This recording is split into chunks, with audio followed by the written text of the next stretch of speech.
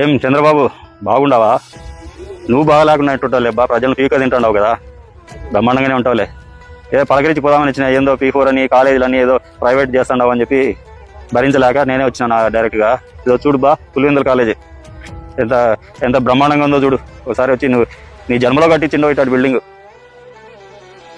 ఈ పక్క చూడు, ఇదో జనరల్ హాస్పిటల్.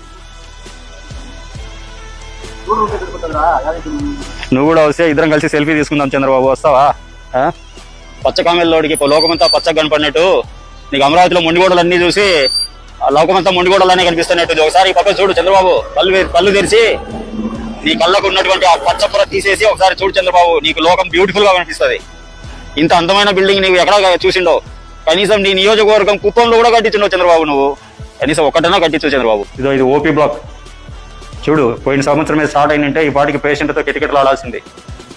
నీ వల్ల, నీ దుర్బుద్ధి వల్ల ఈరోజు ఇట్లా అంధకారంలో విలువలాడుతుండగా ఈ పక్కన ఇదే రేపు నువ్వు చూపించబోతావు చూడు, ఏం కట్టలేడు, ఏం బిల్డింగ్ లేదని చెప్పి చెప్తావు చూడు. అదే నర్సింగ్ కాలేజ్ 1.5 సంవత్సరం నుంచి ఒక పని కూడా జరగకుండా అట్లే పెట్టిండారు. 6 నెలలు పట్టదు ఇది కంప్లీట్ చేయడానికి. నువ్వు ప్రైవేటైజేషన్ చేయడానికి కోసం అని చెప్పి ఏదో ఒక బూచి చూపించుకోవాలి కదా, దానికోసం అట్లే పెట్టిండవు చంద్రబాబు.